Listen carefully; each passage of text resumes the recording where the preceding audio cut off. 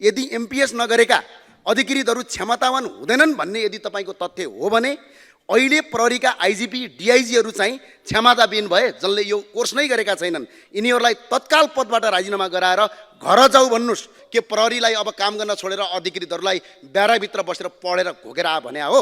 अहिले पनि सम्माननीय सभामुख महोदय यो देखाउन चाहन्छु, नेपाल प्रहरीका केही अधिकारीहरूलाई, केही अधिकृतहरूलाई सौतेनी आमाका छोराहरू जस्तो व्यवहार गरिएको छ। नेपाल प्रहरीको अधिकृत दर्जा 2070 साल 12 महिना 9 गतेका दिनमा भर्ना भएका 144 जनालाई फेरि डिएसपी भइसकेपछि इन्सपेक्टरको तालिम गर भन्छ। यो उहाँहरूले जागिर खाँदाखेरि नेपालको प्रहरी ऐन 2012 को नियमावली 2049 को 49 मा एमपिएस सम्बन्धी कुनै व्यवस्था गरिएको थिएन। तर अन्तर्राष्ट्रिय तथा राष्ट्रिय प्राकृतिक न्यायको सिद्धान्तले के भन्छ भने भूत प्रभाव बिग कानुन लागू गर्नु हुँदैन, एक्स पोस्ट क्यास्टो ल हुँदैन भन्छ। तर अहिले डिएसपी भइसकेका मान्छेलाई फेरि इन्सपेक्टरको तालिम गर भनेर अहिले यो गरिरहेको छ। यो सरासर गलत छ। यदि यो गर्ने हो भने आउने इन्सपेक्टरको ब्याजबाट गर्नुस्। यदि त्यो गर्ने होइन भने 2051 साल चैत 4 गतेदेखि भर्ना भएका प्रहरीका अधिकारीलाई गर्नुस्। कसैलाई काखा र कसैलाई पाखा गर्न पाइन्छ। यो सरासर गलत छ। यस्तो काम तत्काल बन्द गरियोस् यो ऐनबाट।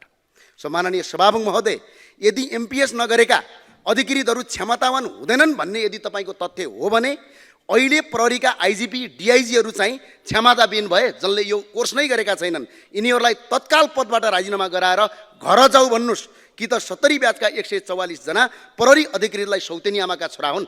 आज 12 वर्ष पछाडि फेरि इन्सपेक्टरको तालिम गर भन्छ। यो सरासर गलत छ। कार्यविधि बन्ने तरिका यस्तो हुन्छ, पहिला ऐन बन्नुपर्छ, ऐन बनेपछि नियमावली बन्छ, नियमावली बनेपछि कार्यविधि बन्छ, अनि त्यसपछि मात्रै लागू हुन्छ। तर यो एमपिएसका नाममा पहिला कार्यविधि बन्छ, त्यसपछि नियमावली बन्छ। ऐन बनेकै छैन, प्रस्तावमा छ। तर चैत्र 7 गतेबाट 12 वर्ष अगाडि इन्सपेक्टर भएकालाई फेरि इन्सपेक्टरको तालिम गराउनका लागि तपाईँको इक्जाम दिन लगाउँछ। यो सरासर गलत छ। करिब 18 करोड रुपियाँ खर्च गरी फिल्ड खाली गरी 12 वर्ष अगाडि इन्सपेक्टर भएकालाई फेरि इन्सपेक्टरको तालिम गराउँदै यो त पुच्छरले हात्ती हल्लाउने, हात्तीले पुच्छर नहल्लाउने यो कार्यविधि भयो। यो सरासर गलत छ। सम्माननीय सभामुख महोदय, यो कसको निजी स्वार्थमा भएको छ, यसको जवाब चाहिएको छ। संसारमै नभएको कानुनी मान्यता विपरीत अहिलेका प्रहरीका आइजिपी र केही अधिकारीले आफ्नो निजी स्वार्थमा 12 वर्ष अगाडिका जल्ला बल्ला राष्ट्र सेवकको भविष्य बर्बाद पार्ने एउटा नयाँ नीति बन्दैछ।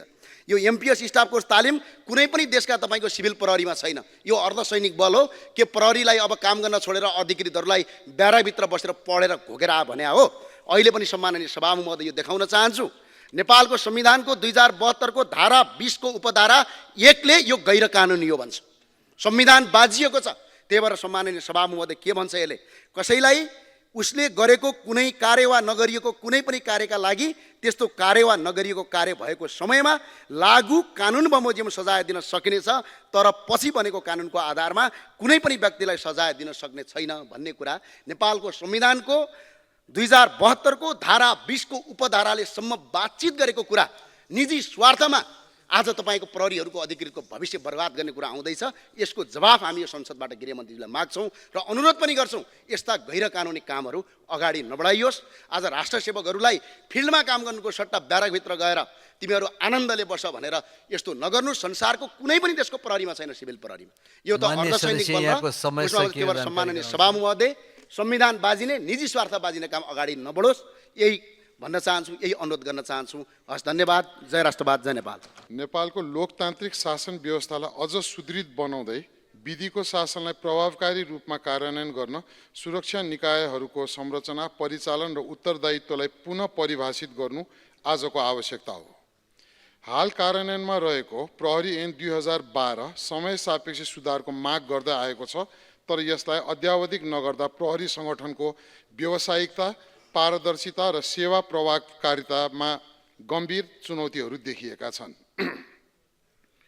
प्रहरी सङ्गठनको परिचालनमा स्पष्टता, लोकतान्त्रिक प्रहरी सेवाको प्रवर्धन र आधुनिक सुरक्षा रणनीतिको अङ्गीकरण आजको बदलिदो परिस्थितिमा अनिवार्य बनेका छन्।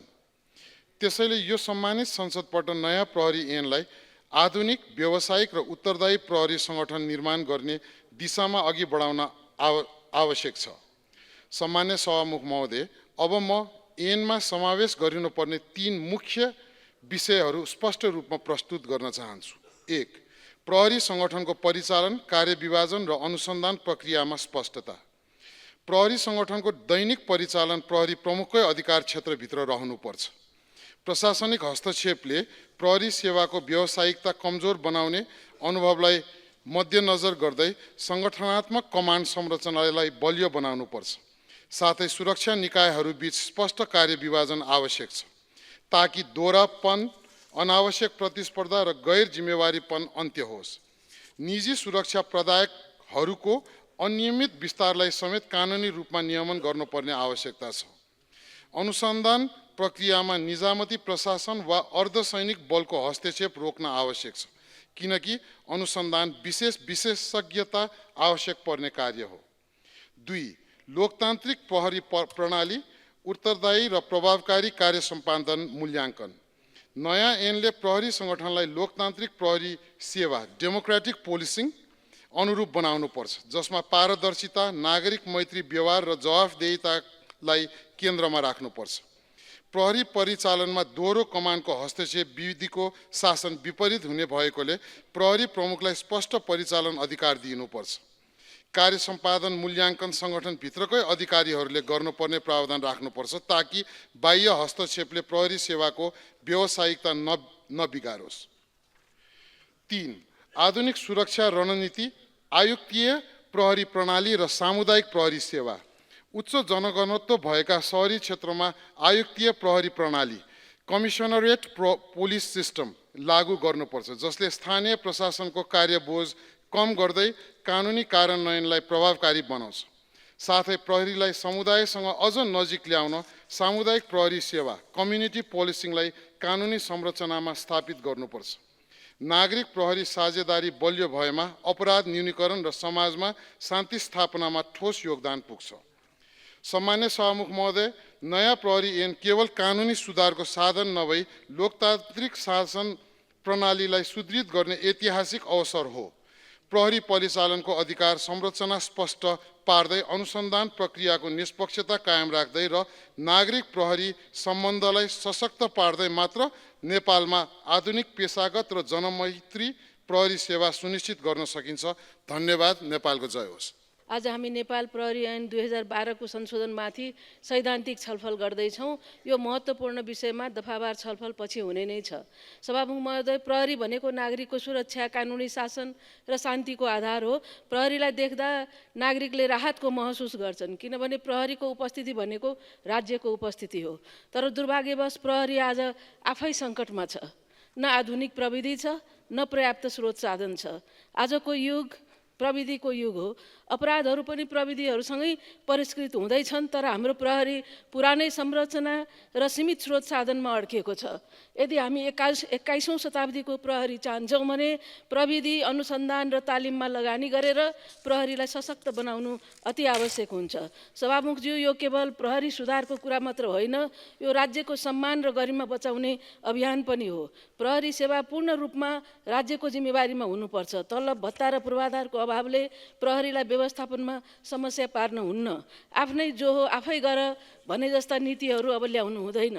प्रहरीको सम्पूर्ण आर्थिक दायित्व राज्यले लिनुपर्छ। प्रस्तावित विधेयकको दफा 7 मा नेपाल प्रहरीको परिचालन, नियन्त्रण, निर्देशन र सुपरिवेक्षण मन्त्रालयले गर्नेछ भनेको ठाउँमा यो नेपाल सरकारले गर्नेछ भन्नु उपयुक्त होला। यसमा प्रहरी परिचालनको अधिकार गृह मन्त्रालयलाई दिएको व्यवस्था गरिएको देखिन्छ।